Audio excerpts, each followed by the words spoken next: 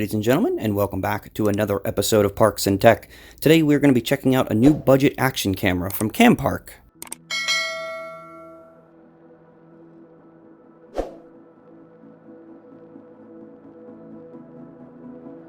This is the V40. It records in native 4K up to 30 frames per second, has a front-facing screen, which is pretty awesome, and is waterproof without a case up to 5 meters, or roughly 15 feet. The camera itself feels well made and doesn't feel cheap. It has a nice rubberized plastic and feels solid when it comes to build quality. The top of the camera has a shutter button and a mode button. The right side has a power and a Wi-Fi button. It does have a 1/4 screw on the bottom, which is nice to attach the camera without needing an additional housing or case. The back is a touch screen and feels pretty responsive. It's bright and of nice quality, but can be a little difficult seeing in direct sunlight. But that's not a deal breaker for me. The bottom door is a little difficult to get off, but it does house the battery and the micro SD card.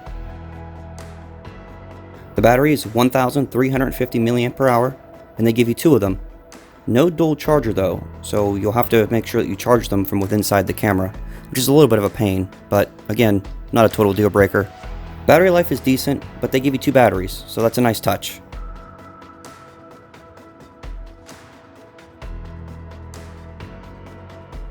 Press and hold the power button to turn it on. Press and hold the mode button to change from the back screen to the front screen, and vice versa. The front screen is crisp, however, it can be a little difficult to see in direct sunlight. On the left side, you will find the door that houses the charging port and the mini HDMI connection. Just like the battery door, this one is a little tough to get open as well.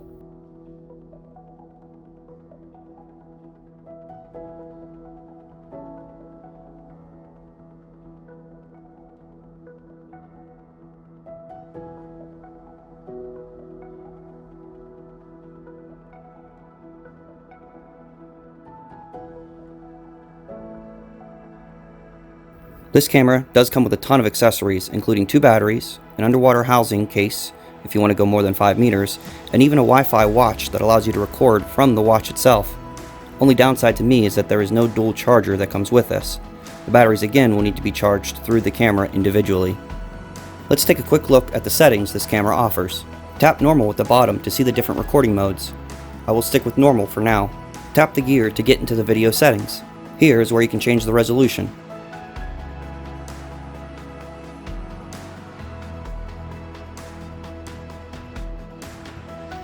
You can enable or disable audio recording.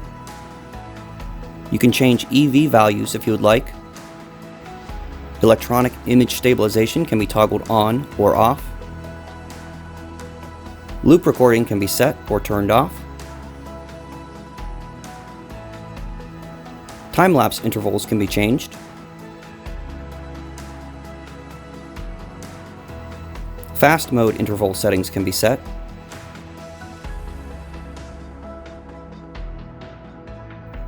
Wind noise reduction can be turned on or off. I leave this setting off personally. Date stamping on your videos can be toggled. Let's go into more settings. Here you can change the power frequency. You can toggle the sounds and the annoying beeps. White balance.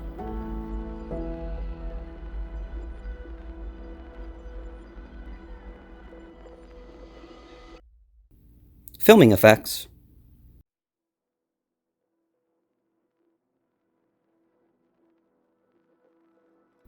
Date and time. Screensaver timeout. Auto power off. Power on and auto record toggle. USB modes. It could be used as a webcam as well if you wish. A ton of different languages.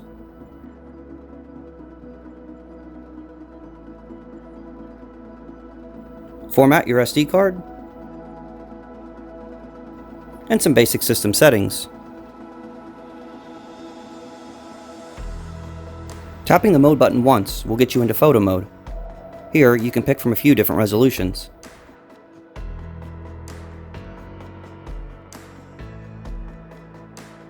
ISO settings, EV values, time-lapse settings,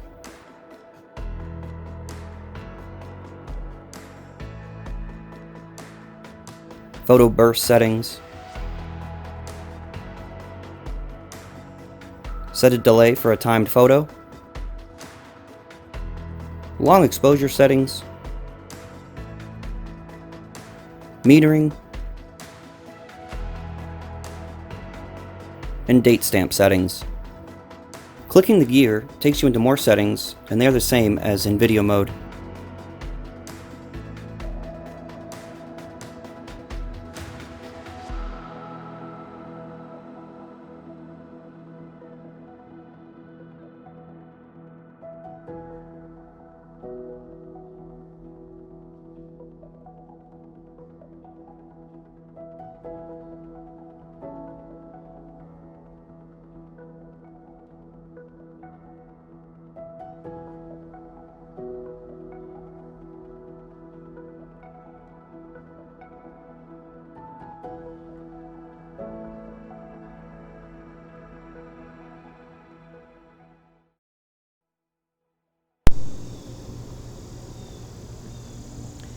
Campark V40 audio test 1 2 3 4 1 2 3 4. EIS is on. Filming at 4K 30.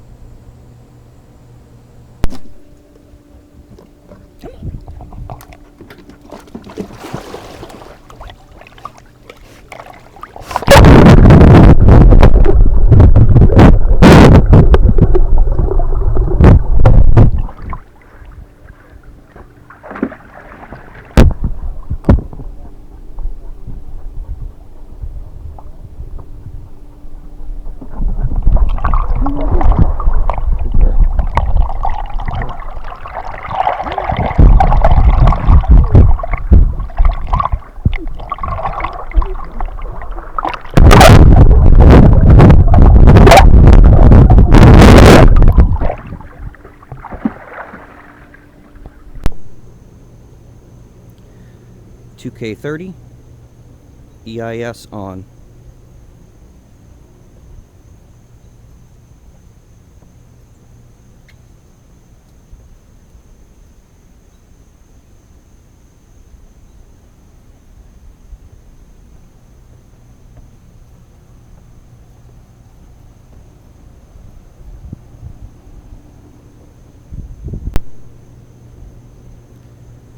$1080p 60, EIS on.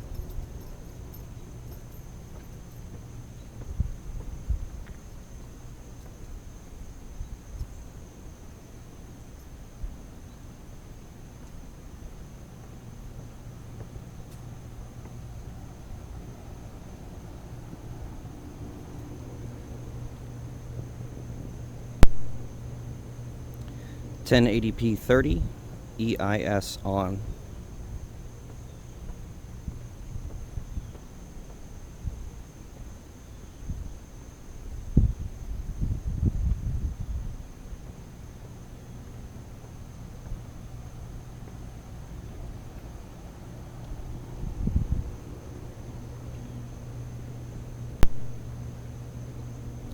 $720p 60, EIS on.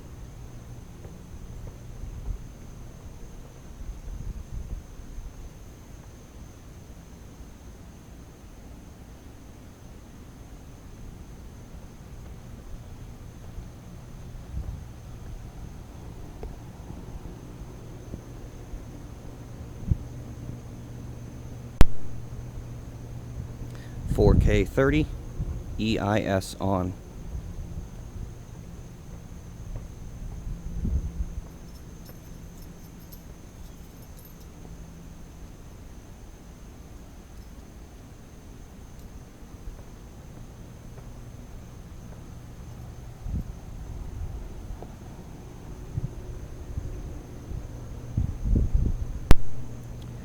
"4K 30, EIS off, handheld."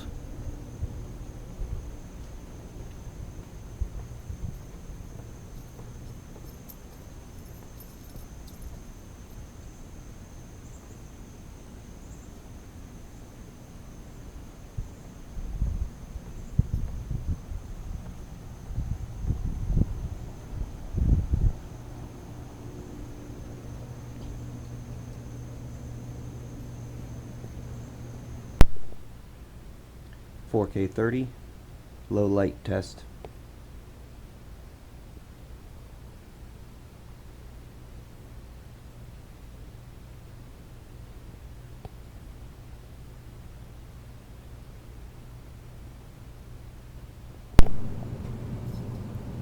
"4K 30, low light test."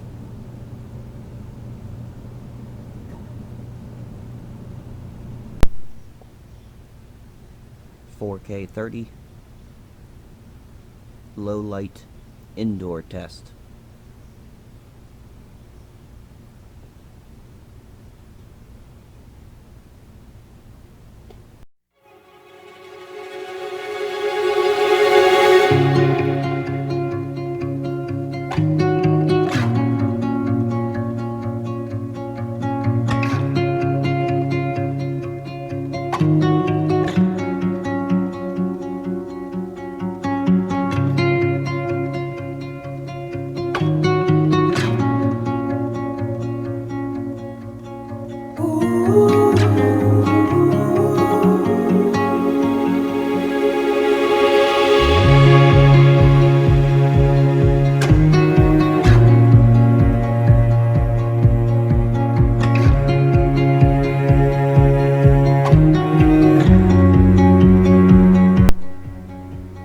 "4K 30, natural effect."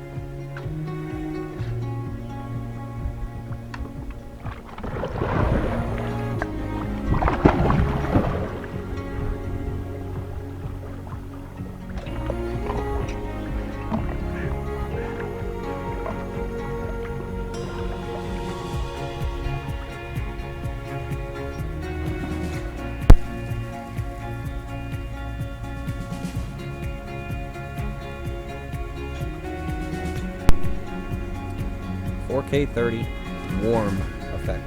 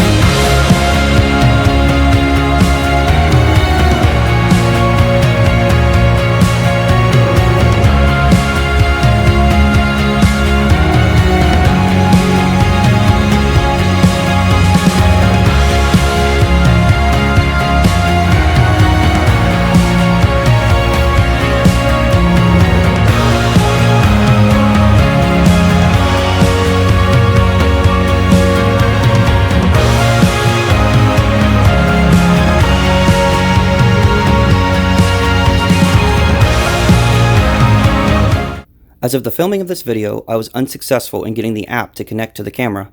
My phone connects to the Wi-Fi with no problem, however it then freezes and the app just spins. I'm hoping a firmware update will fix this at some point. It's not a huge deal breaker for me, but it does add to the convenience factor when downloading the photos and videos from the camera. Keep in mind I use Android, so maybe the iPhone app works. However, I can't test that, as I don't have an iPhone, and I never will.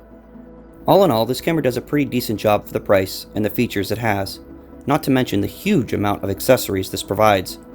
Just wish they would have included a dual charger, but oh well. The video quality is usable, and the audio, as long as it's not underwater, is decent. When going under the water without the case, there is a loud crackle that happens. It goes away once underwater, but it happens each time. I wouldn't recommend using this in extreme low light or at night, as the video is nearly unusable.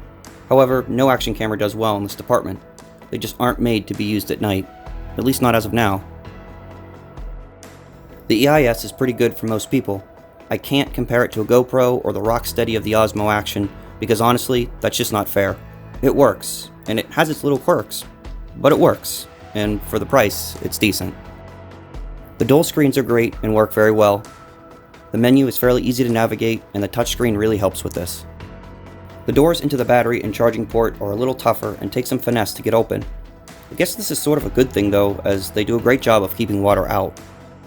If you're looking for a budget action camera that films in native 4K, has a front-facing screen, and has a ton of accessories, this is not bad at all for the price and should be considered. I will leave a link in the description below on where to find this or if you want to pick one up. I really appreciate you taking the time to watch this video. Please be sure to hit that thumbs up button, and if you haven't already, make sure you subscribe and hit that bell notification so you won't miss a day when I post a new video. Expect a lot more coming soon. Thanks again, and we'll see you in the next one.